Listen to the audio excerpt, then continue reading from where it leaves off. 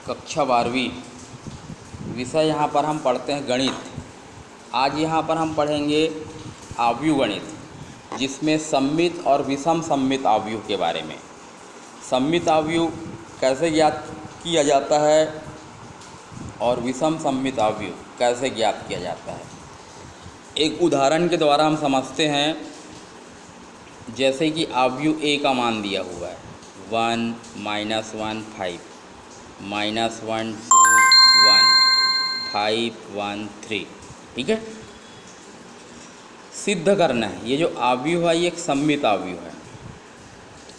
तो सममित आव्यूह ज्ञात करने के लिए पहले जो हम प्रश्न में जो आव्यूह दिया हुआ उसको लिखते हैं। इसका हम निकालते हैं परिवर्त। ये डैश मतलब परिवर्त कहलाता है। परिवर्त कैसे निकालते हैं? जो पहली पंक्ति है इसको पहला स्तंभ बना दोगे, दूसरी पंक्ति को दूसरा स्तंभ, तीसरी पंक्ति को तीसरा स्तंभ बना दिए। देखो यहाँ पर ये जो पंक्तियों को जब स्तंभ में बदले हैं तो इसके मान में कोई भी परिवर्तन नहीं हुआ। तो इस प्रकार से यदि कोई आव्यूह प्राप्त होता है तो इसको हम बोलते हैं सममित आव्यूह। किसी आव्यूह का परिवर्त निकालने पर यदि वही आव्यूह प्राप्त हुआ तो ये कहलाता है सममित आव्यूह। अब हम पढ़ते हैं विषम सममित आव्यूह के बारे में। सिद्ध कीजिए कि आव्यूह एक विषम सममित आव्यूह है। यह आव्यूह का मान दिया हुआ है 0 -1 1 1 0 -1 -1 1 और 0। ये देखिए, इसका भी हम निकालते हैं परिवर्त। जो पंक्ति है उसको स्तंभ में परिवर्तित करके, ये देखिए डैश मतलब इसका परिवर्त। पहली पंक्ति को पहला स्तंभ, दूसरी पंक्ति को दूसरा स्तंभ, तीसरी पंक्ति को तीसरा स्तंभ बना दिए, ठीक है। फिर इन सब से माइनस का चिन्ह हम बाहर निकालते हैं। तो जो माइनस में है वो प्लस हो जाएगा और जो प्लस में है वो हो जाएगा माइनस। इससे वापस हमको फिर से वही आव्यूह प्राप्त हो गया जो प्रश्न में दिया हुआ था, लेकिन सामने कौन सा चिन्ह लग गया यहाँ पर? ऋण का चिन्ह। तो इसको हम बोलते हैं विषम सममित आव्यूह। यदि किसी आव्यूह का परिवर्त निकालने पर वही आव्यूह प्राप्त होगा लेकिन ऋण चिन्ह के साथ, तो इसको हम बोलते हैं विषम सममित आव्यूह। फिर अब हम पढ़ते हैं प्रतिकेंद्रज आव्यूह के बारे में। सिद्ध कीजिए कि आव्यूह ये दिया हुआ है प्रतिकेंद्रज आव्यूह है। ए का मान दिए, आव्यूह ए का मान 4 3 3 -1 0 -1 -4 -3। तो हम यहाँ पर निकालेंगे ए स्क्वायर। ए स्क्वायर मतलब ए को 2 बार लिखना है और इसका गुणा करना है। गुणा करना हम पहले ही पढ़ चुके हैं। पंक्तियों का गुणा स्तंभों के साथ किया जाता है। 4 चौक हो जाएगा 16, ऋण 1 का 3 से गुणा ऋण 3, ऋण 4 का 3 से गुणा ऋण 12, फिर 4 का 1 से ऋण 4, ऋण 1 का 0 से, ऋण 4 का ऋण 1 से, तो ऋण और ऋण धन हो जाएगा। इसी प्रकार इन तीनों से भी गुणा करके यहाँ पर लिखा गया। ऐसे ही दूसरी पंक्ति के प्रत्येक अवयव का पहले स्तंभ के साथ ये आएगा,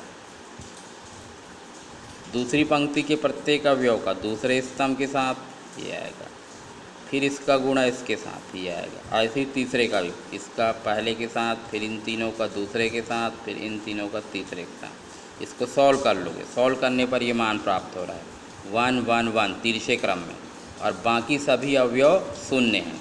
तो इसको हम बोलते हैं तस्मक आव्यूह। तो ए स्क्वायर इज इक्वल यदि आई आता है तो आव्यूह ए जो है ये कहलाता है प्रतिकेंद्रज आव्यूह। और देखिए, सिद्ध कीजिए कि आव्यूह ए 1 5 -2 1 2 -1 3 6 -3 घात 3 का एक शून्य सम आव्यूह है बोला गया है। तो हम ए की पावर 3 पहले निकालेंगे। यदि पूरा मान 0 आता है तो ये कहलाएगा शून्य सम आव्यूह। तो ए की पावर 3 निकालने से पहले हम यहाँ पर निकालते हैं ए स्क्वायर। ये ए का मान है, ये भी गुणा करना है इन तीनों का इन तीनों से, ये आ गया, इन तीनों का इन तीनों से, ये वाला पद हो गया, इन तीनों का इन तीनों से यहाँ पर। इसी प्रकार दूसरे पंक्ति का पहले स्तंभ से, दूसरे पंक्ति का दूसरे स्तंभ से, तीसरे पंक्ति का तीसरे से, ये आते जाएगा मान। ये ऐसे ही तीसरे पंक्तियों का तीनों स्तंभों से गुणा करेंगे और इसको हल करते हैं तो ये वाला मान आएगा। ये निकला हुआ है ए स्क्वायर। हमको निकालना है ए की पावर 3, क्योंकि घात 3 का एक शून्य सम आव्यूह बोला गया है। तो ए की पावर 3 हम कैसे निकालेंगे, ए स्क्वायर इंटू ए लिखेंगे। ए स्क्वायर का मान है जो अभी निकाले हैं और ये ए का मान, फिर ऐसे इसका गुणा करते जाना है सबके साथ। पहले पंक्ति का तीनों स्तंभों से, दूसरे पंक्ति का भी तीनों स्तंभों से, तीसरे पंक्ति का भी तीनों स्तंभों से गुणा कर लिखेंगे। ऐसा करने पर पूरा मान यहाँ पर 0 प्राप्त हो रहा है। ए की पावर 3 इज इक्वल 0, मतलब आव्यूह ए घात 3 का एक शून्य सम आव्यूह है। यही हमको यहाँ पर सिद्ध करना था। अगला हम पढ़ते हैं यहाँ पर सारणिक का क्वेश्चन। सिद्ध कीजिए कि ये सारणिक का मान दिया हुआ है, इसके अंदर कुछ पद है, इसका मान 0 है।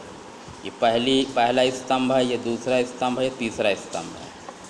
ठीक है, यहाँ पर हम संक्रिया लगाते हैं। C2 में C1 को घटाएंगे, ये है C2, इसमें C1 को घटाना है। इसी प्रकार C3 में तीसरे पंक्ति के साथ दूसरे पंक्ति घटाओगे, दूसरे के साथ पहले को और तीसरे के साथ दूसरे को, देखो घटाया गया है। घटाने पर इस प्रकार से मान प्राप्त हो रहा है, x x x, यहाँ भी x x x। एक पंक्ति किसी सारणी में यदि दो स्तंभ के मान आपस में बराबर होते हैं तो इसका मान हो जाता है 0। तो ये हो गया यहाँ पर सारणिक का नियम होता है, किसी भी पंक्ति या स्तंभ को किसी अन्य पंक्ति या स्तंभ के साथ जोड़ या घटा सकते हैं। ठीक है, ऐसा करने पर या तो मान 0 होना चाहिए या मान पहले की तुलना में कम होना चाहिए। बढ़ना नहीं चाहिए, ध्यान रखना, मान को हमको कम करना है। उसके बाद हम देखते हैं कि एक पंक्ति या एक स्तंभ में एक ही जैसे मान आते हैं, दो मान एक ही जैसे हो जाते हैं तो उसका मान हो जाता है 0। या एक पंक्ति में या एक स्तंभ में तीनों मान यदि 0 होगा तो उसका मान भी 0। जैसे इसको इसमें घटा दोगे तो x में x गया 0, यहाँ भी 0, यहाँ भी 0, तो वहाँ से भी इसका मान पता चल जाता है। बिना विस्तार किए हल करना बोलते हैं इसको।